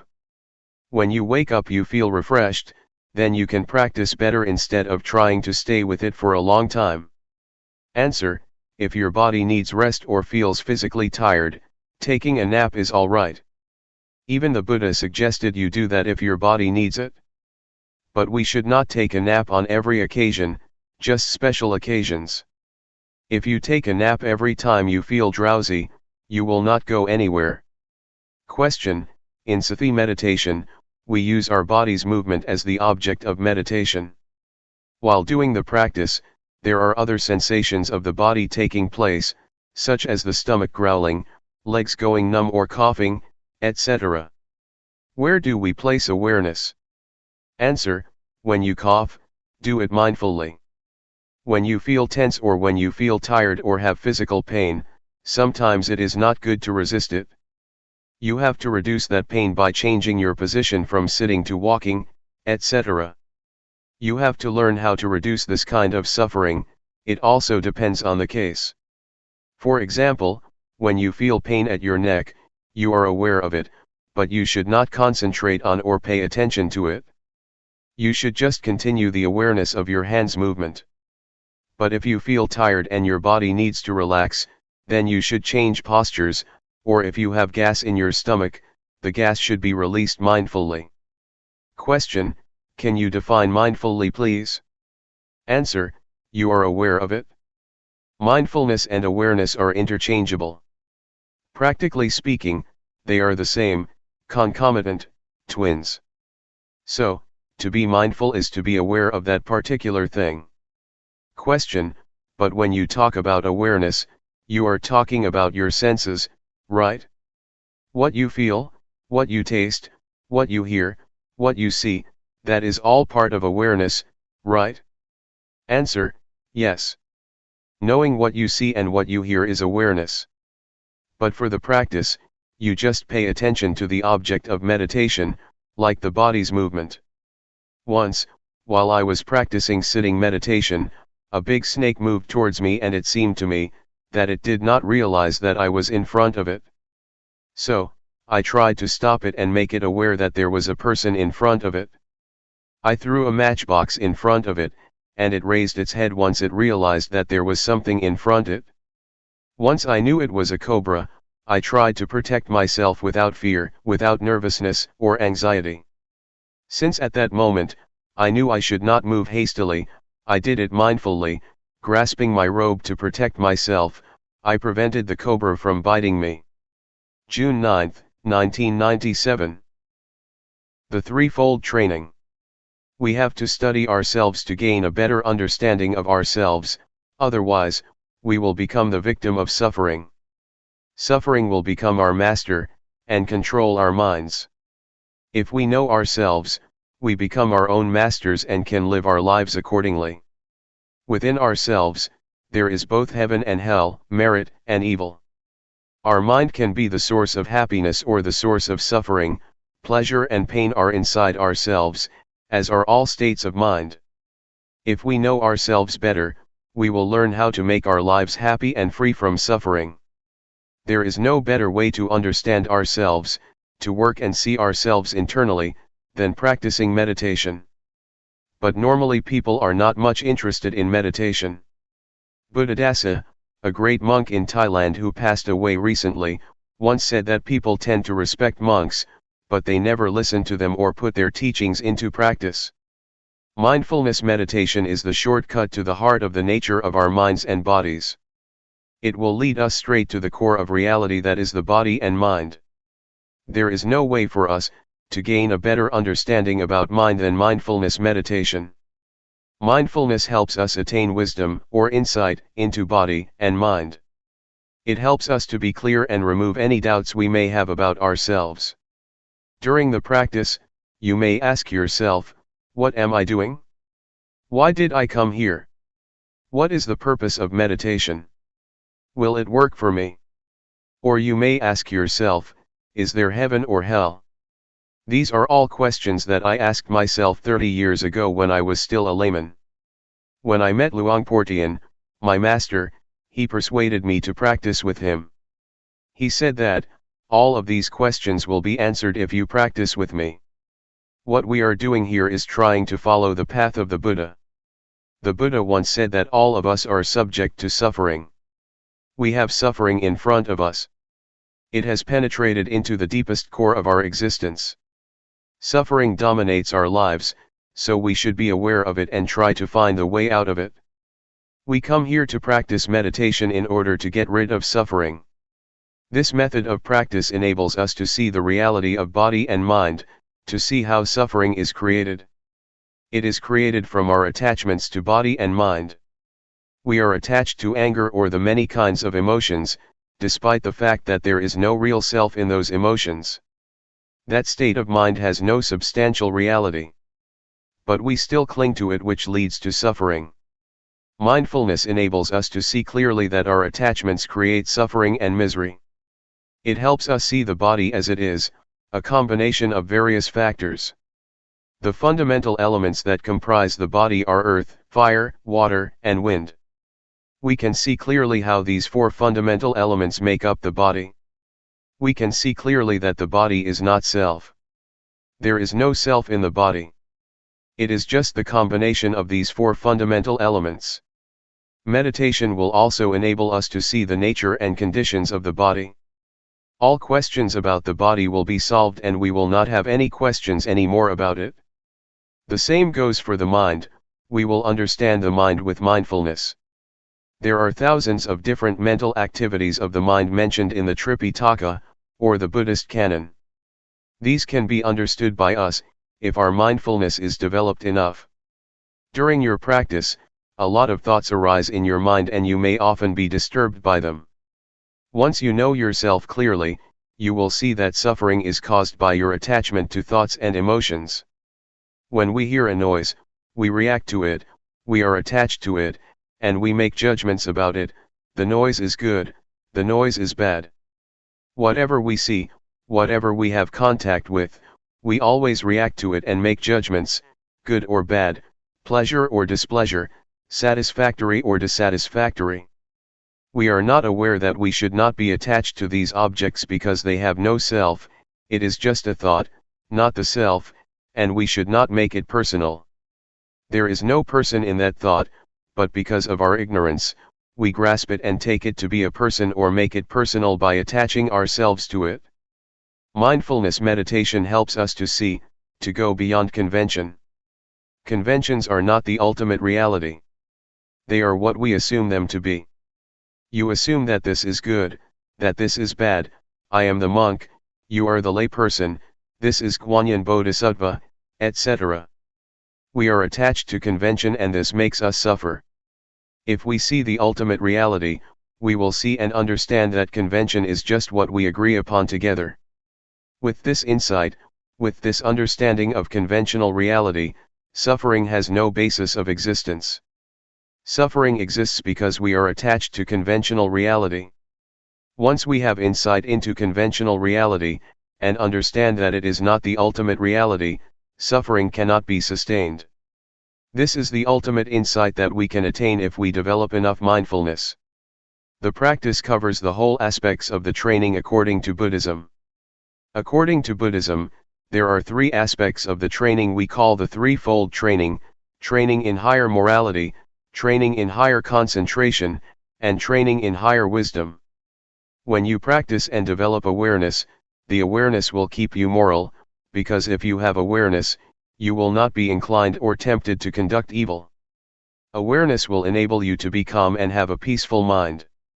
And, obviously, awareness will bring you to wisdom, to have insight into the nature of reality. You can see that whatever object we have contact with, there is no real self, no independent or substantial self that we can attach to. This will enable us to see reality as it is, to see how impermanent it is, to see how suffering it is, to see that there is not a self that we can attach ourselves to. Everything will be seen under this framework as being impermanent, suffering, and no self. We see what is subject to impermanence, what is subject to suffering, what is subject to no self. We let it be as it is. We are not attached to it. These are the insights that we can gain from the practice. With the insights I mentioned to you, our lives will not be harmful to either other people or to ourselves, because there will be no base for hatred, greed, or delusion to exist. We know that there is no permanent self for us to attach to, so we will feel free, we will feel independent because we have nothing to be worried about. I can assure you that this practice is the way to the noble path, to a noble being, to a noble life. It will lead to the truth that can be shared by everybody, realized by everybody. It cannot be deceived or distorted because it is already inherent in all of us. There is a saying in Thailand that morality will bring us happiness, a peaceful life, and enlightenment. The morality that I mentioned can be achieved by being mindful, by cultivating mindfulness, and it can be assured by the practice that I suggest and instruct you in. Anyway, what I teach is from experience. What I say now may repeat what I said before. It may not flow vertically or continuously, but it is the experience that comes from my heart and can be shared by anybody who practices. Enlightenment means there is no self to suffer, the self vanishes, so there is no base for suffering to exist. We do not need to act out of desire for enlightenment. We just practice, simply practice, and realization will come to us naturally because we carry out our actions. We make the cause and the outcome will take place independent of our desire. Enlightenment has to take place because we have created its cause. According to the law of causality, once we do this, that will happen whether you like it or not. So, you just practice. Action is called karma. If you do it this way, it will lead to the result which is independent of our desires. It just happens. Enlightenment that is not experienced by us is just convention, just a concept, even if you call it by other names, no suffering or freedom. Anyway, the point is that we just try to reach the state of no self where there is no suffering. If there is self, suffering can happen. If there is no self, suffering cannot be sustained. It is not desire because enlightenment is already in ourselves, hell and heaven are already in ourselves, everything is in ourselves including enlightenment and the path. So it is not something out there to be desired or grasped. You need not think about it. You can realize it if you practice enough. For example, does anger last? No. Have you ever acted out of anger? Yes. When you get angry and you fight back, anger fades away and is replaced by sympathy or guilt. So, you can see that anger has vanished and was transformed into other kinds of emotions. The same also applies to suffering. In fact, it does not last long unless we attach ourselves to it. If we are not attached to suffering, it will dissipate. This can happen if we have insight. Whatever we encounter, we will understand that it is impermanent, unsatisfactory, and no self. We will discard it easily without attaching to it. We let it go like garbage. There are many kinds of garbage: paper, plastic, recyclable or non-recyclable. We throw the garbage out according to its category. The same applies to whatever experiences we have. Once we make contact with any kind of object, we let it go. We discard it according to its nature: this is impermanent, this is suffering, or this is no self. All experiences can be perceived into three characteristics, and we just let them go according to their nature. If we live our lives this way, our lives become holy, pure, clean, and free from defilement. It is as if nothing can make us impure. This holy life will make everyone a monk. Everybody here can be a monk. It is a state of mind, a state of pure holy life. In the Buddha's time, there were many established lay people that could be called monks or a noble one, because they were free from suffering. All teachings of the Buddha are centered on these three: impermanent, unsatisfactory, and no self. In the first sermon of the Buddha, he asked the 5 ascetics who would become the first group of noble beings, "Is there anything permanent?" They replied, "No, everything is impermanent." Buddha asked, "What is impermanent is suffering, isn't it?"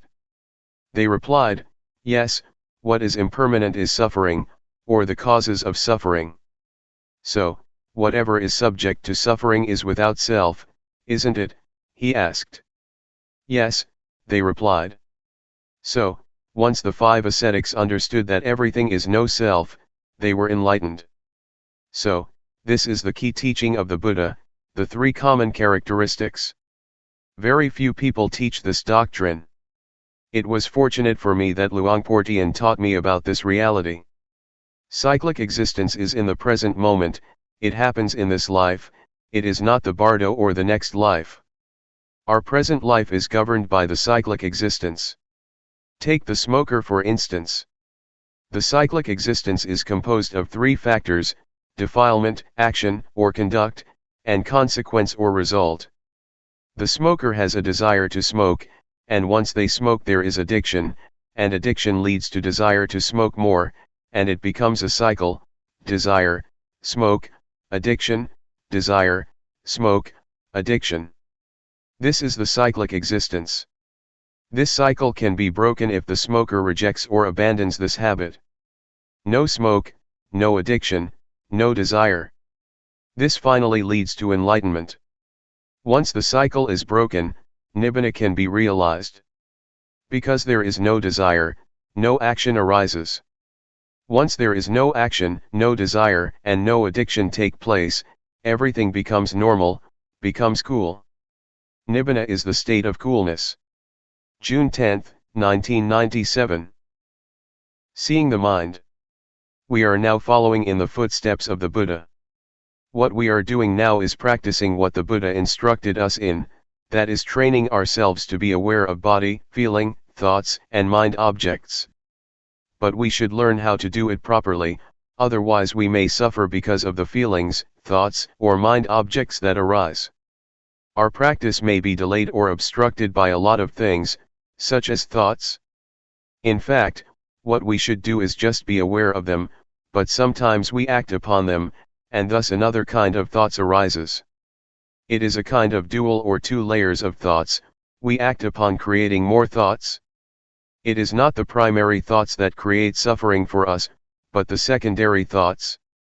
This reaction or response to thoughts makes us unhappy and will delay our practice. So, please avoid reacting to thoughts, just be aware of them, and then let them go. In Thai, meditation practice is called Hapathibat. Hapatha means to return. What we are doing now is returning, bringing our minds back home. We tend to be driven by emotions, thoughts, feelings, and elemental conditions.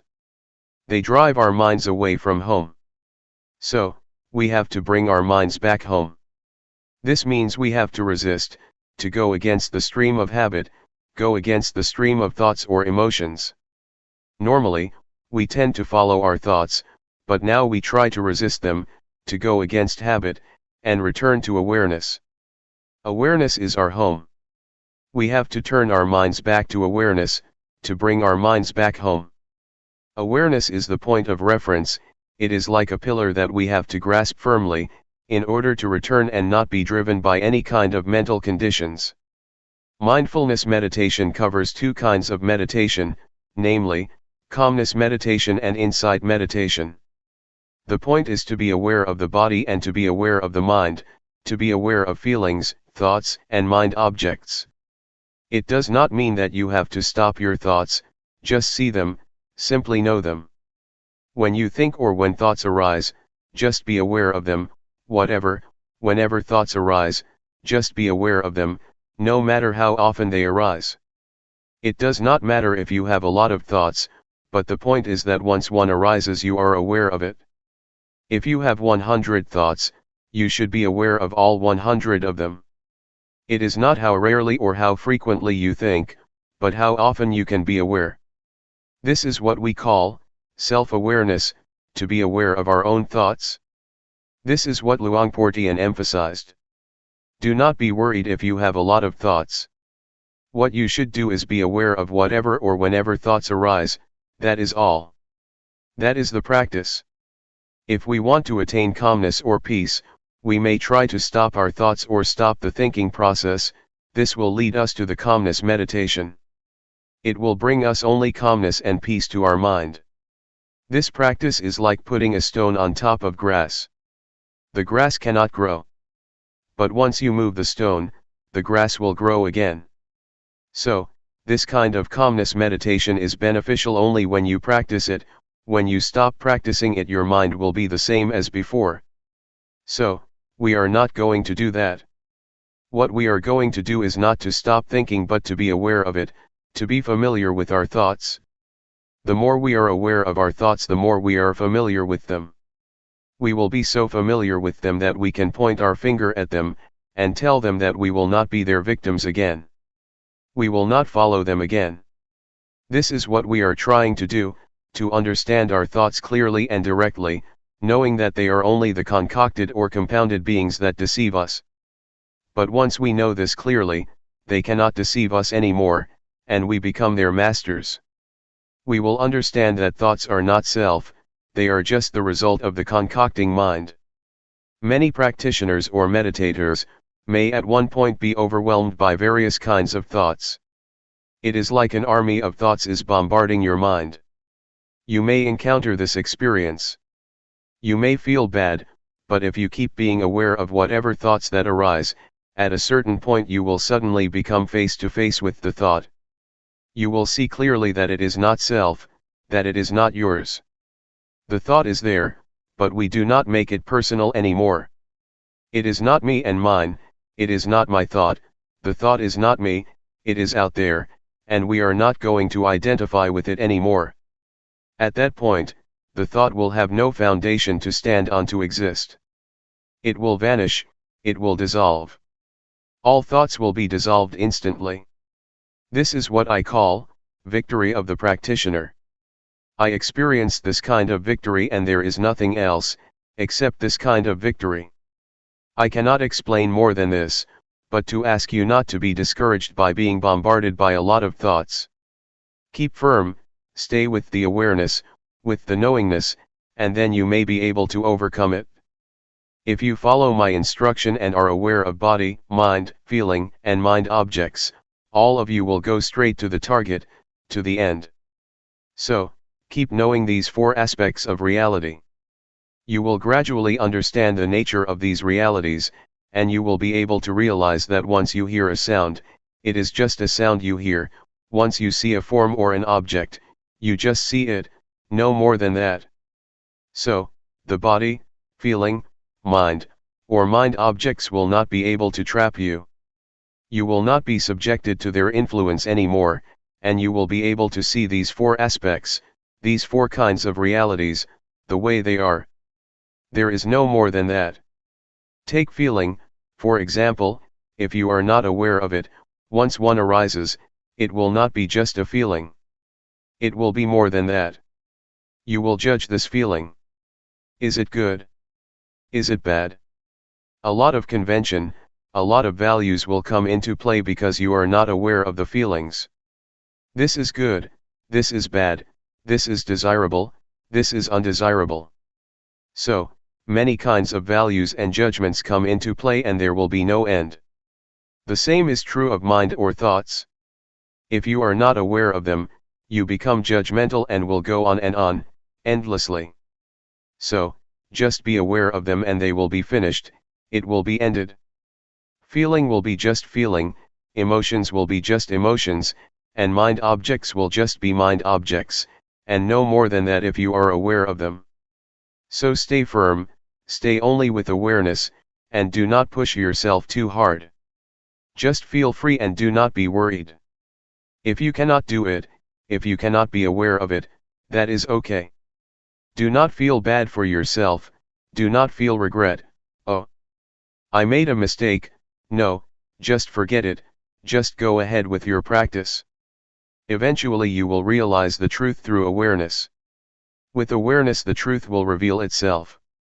The truth of feeling, the truth of mind, the truth of mind objects, and the truth of body will reveal themselves without your memorizing from texts. These truths cannot be memorized, but it is in your capacity to realize them.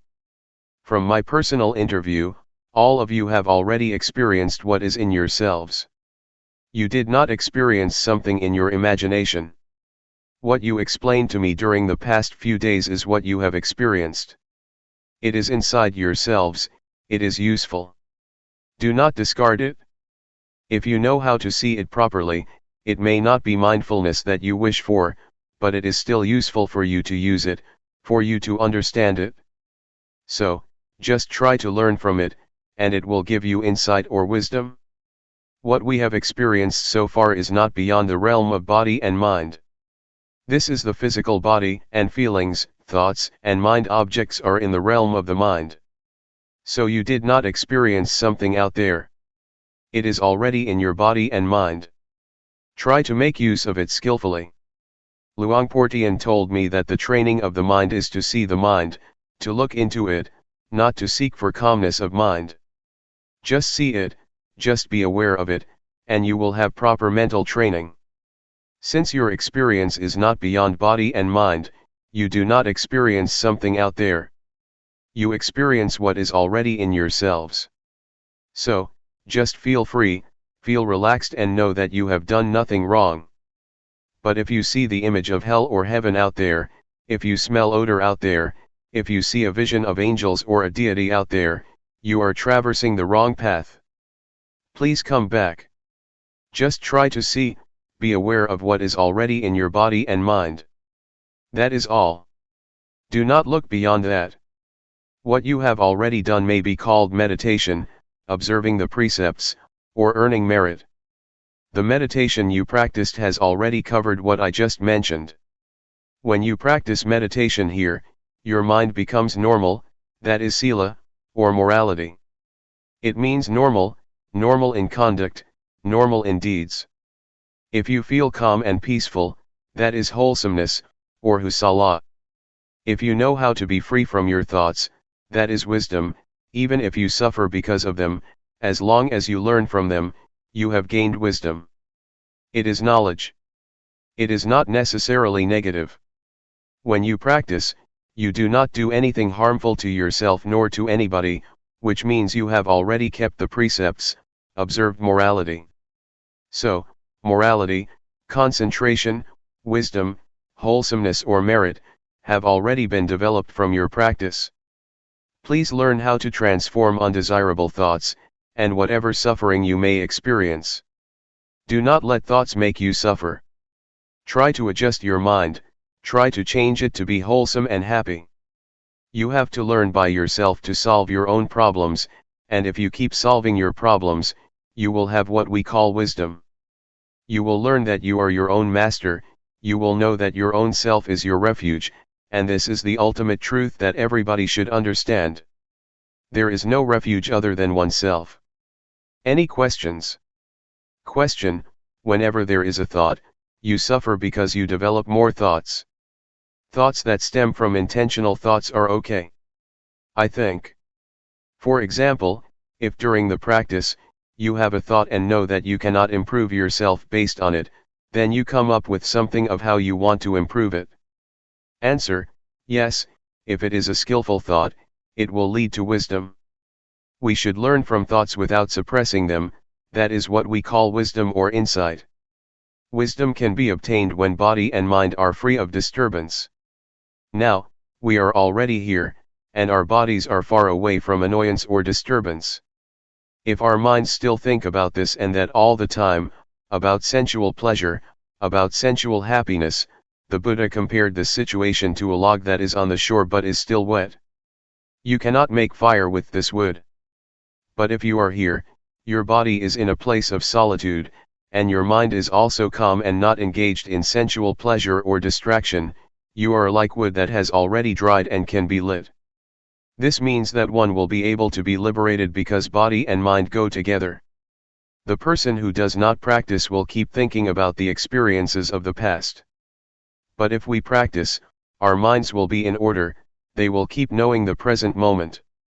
And this mental attitude of knowing oneself, or knowing one's thoughts, will give the wisdom that the mind itself reveals, the truth that is manifested in mind. So, such practice will give rise to the wisdom that the Buddha suggested and praised. We are able to develop or attain a state of wholesomeness in the same manner that the Buddha did. We are able to abandon the unwholesomeness and the suffering that the Buddha was able to. What the Buddha attained is not something beyond our capacity. We can also achieve his compassion, his wisdom, and his purity. So, do not think that the Buddha's qualities are something out there. It is already in our capacity to develop them if we practice constantly. If we practice hard enough, his compassion, his wisdom, and his purity will be shared by us. Mindfulness meditation leads everybody to the same goal, just like Route 301 led everybody here. Anybody who practices mindfulness meditation will realize the same thing, the same wisdom. It does not mean that the Buddha knows one way, and the noble beings know something different. They know the same thing because they use the same road. Mindfulness meditation is the most important road to liberation. What we have practiced now is not a waste of time. Even though you have not attained wisdom yet, what you have done will produce results. You are going to create a karma, or conduct, that produces results. For example, when you raise your hand you become aware of it, such awareness will not vanish. It will accumulate and it will enable you to attain something. So, keep practicing even if you do not gain insight during this 7-day retreat. That is okay, just never mind. Please continue your practice after the retreat, and it will certainly produce results. Question: could anyone reach liberation during this lifetime? Does it depend on the amount of effort you put in the practice? Is it hindered by the sankhara that you have accumulated? Answer: yes. It is possible for a person to achieve liberation, if one practices the Dhamma or the teaching that the Buddha suggested. That is to develop or train in a higher morality, in higher concentration, and in higher wisdom. We are capable of reaching that point. It is not necessarily obstructed or hindered by past actions. If we practice in the present life, we are able to liberate ourselves. I would like to ask you, is there tomorrow? The teaching of the Buddha is full of marvelous characteristics. It is what the Buddha practiced by himself, and it is beyond time. It can produce results beyond the limitations of time. It is what one can realize by oneself, and it can be achieved by anybody with no limitation, and only the practitioner will realize it. You cannot practice it for other people. This is what the Buddha said. There is tomorrow, but we do not know what the chances are for tomorrow, and we cannot do anything about tomorrow. What we can do is today. The past, or yesterday, is already gone and we cannot do anything for the past. What we did in the past is already in the past, we cannot do anything else now. So only today can we do something. Please try to make an effort to improve today. Do not pay much attention to tomorrow or to yesterday. Question: can we teach what we have learned to other people? Answer: we teach and we share what we already have. If we are compassionate enough, we teach compassion. If we are kind enough, we teach kindness. So you share what you have already attained or teach it to other people. There are many things that we may not have achieved yet, but we are able to do that. For example, we may not have read a book but we can still give it to other people. It is like food that we do not eat but share with other people. We do not benefit from it, but we can give the benefit to other people. We just try to help as much as we can. If we find children in trouble, we should try to help them as much as we can. There are many levels of Dhamma. If you live your life according to the moral precepts, you do not harm anybody, you do not kill, you observe the 5 precepts, you have already attained some level of Dhamma. So you can teach if you behave properly.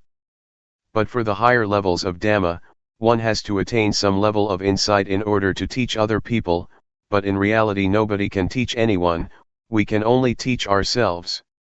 Question: I have a question on seeing thoughts. Over the years, I have been practicing, worrying over the quality of thoughts.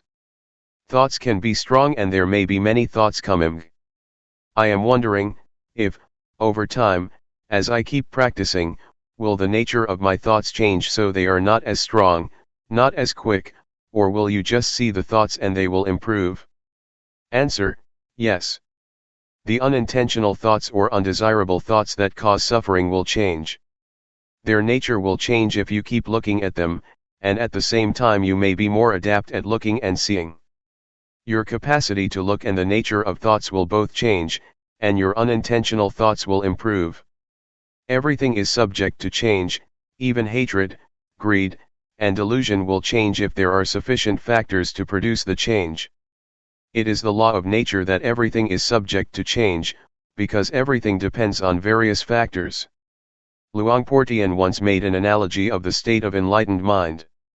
An enlightened mind will not hold on to or attach to sensual pleasure, or anything that causes suffering. You just let it pass, let go of it. But if you are an ordinary person, you just grasp this greed, hatred, or sensual pleasure. Even if this is the anger which causes suffering, we still grasp it, and we enjoy it, enjoy getting angry. So, this is the mind of general people who never practice, they cling to happiness and suffering. People do not turn away from suffering, they cling to it and do not let it go. I ran a summer camp. The small novices had a quarrel and wanted to fight with each other. I tried to keep them from kicking and striking each other, but they still wanted to punch each other. They wanted to preserve the anger, they clung to it and would not let it go. So, this is the state of ordinary minds, of ordinary people. When the eyes of the enlightened one make contact with a form, a visual object, to see is just to see, there is no clinging to the form or to the visual object, it just falls down and suffering cannot exist. There is no attachment to the eyes or to the mind. But for ordinary minds, once the contact has been made, they cling to the noise, to the object, and cannot let them go.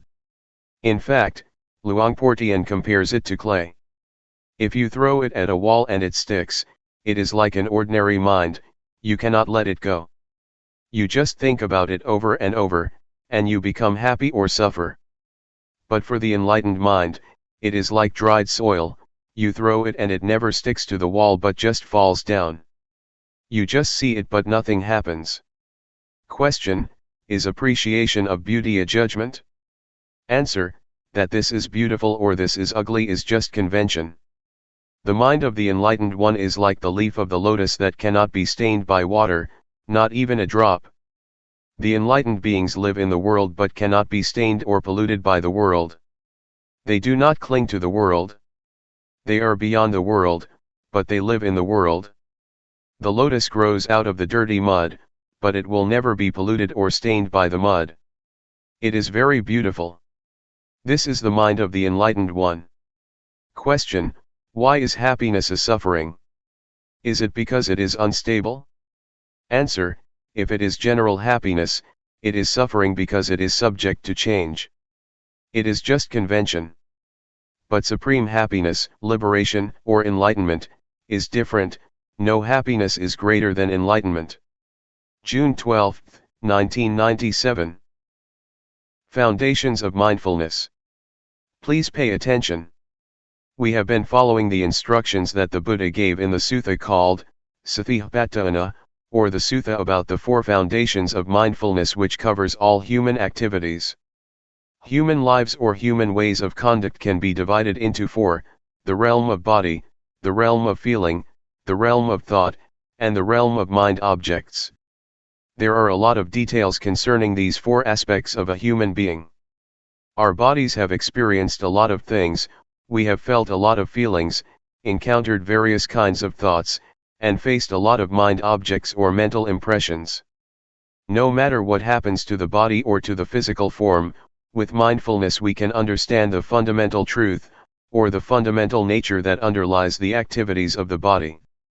Mindfulness gives us insight into the nature of the body. The underlying nature, the fundamental law, that governs the physical realm is what we call the 3 common characteristics: impermanence, unsatisfactoriness, and no self. Feelings are also subject to the 3 common characteristics. Every kind of feeling, whether it results from contact with the eyes, with the ears, with the nose, with the tongue, with body, or with mind, is subject to these 3 common characteristics. Ultimately, feelings have no self. We cannot take them to be a self or a person. If we do not understand the reality of feelings, we will be their slave. We will try to struggle for the pleasant feelings, we will try our best to protect whatever can give us pleasant feelings. A lot of people are busy possessing objects that provide them with pleasant feelings, but they will ultimately find that they cannot keep them all the time. They are subject to change, to vanish. The Buddha always stresses that a feeling is not self, it is not the person, it is not the individual, so do not take it to be a person or self. Worldly beings who do not practice cannot understand what the Buddha said, but we will be able to understand if we practice hard enough.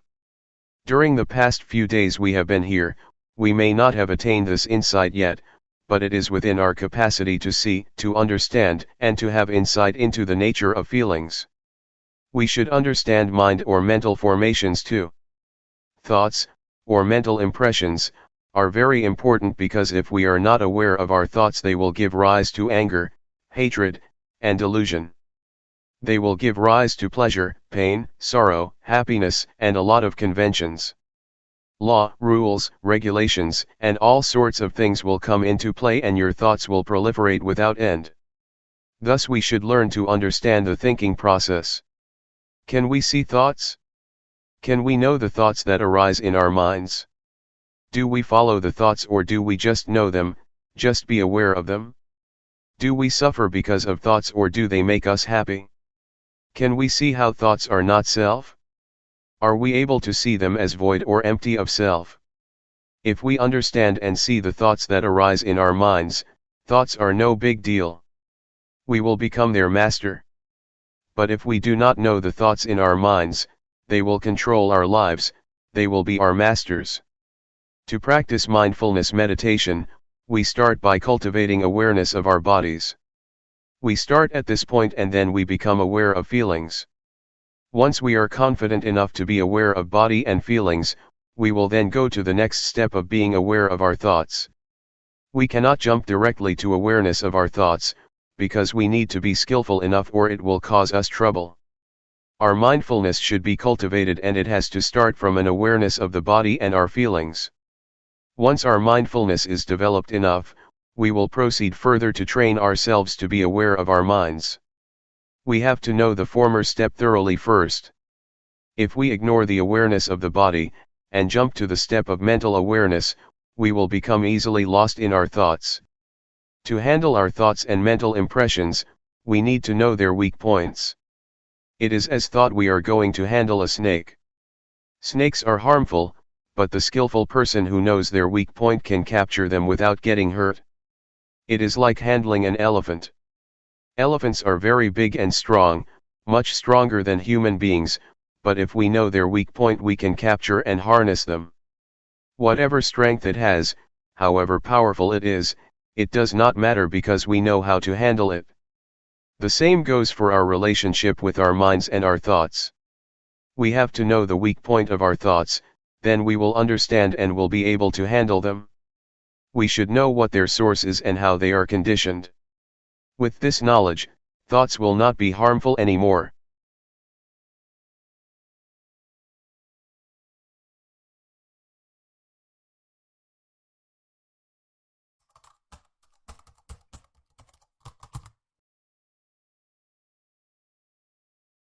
May all beings be at ease. Whatever living beings there may be, whether they are weak or strong, omitting none, the great or the mighty, medium, short or small, the seen and the unseen, those living near and far away,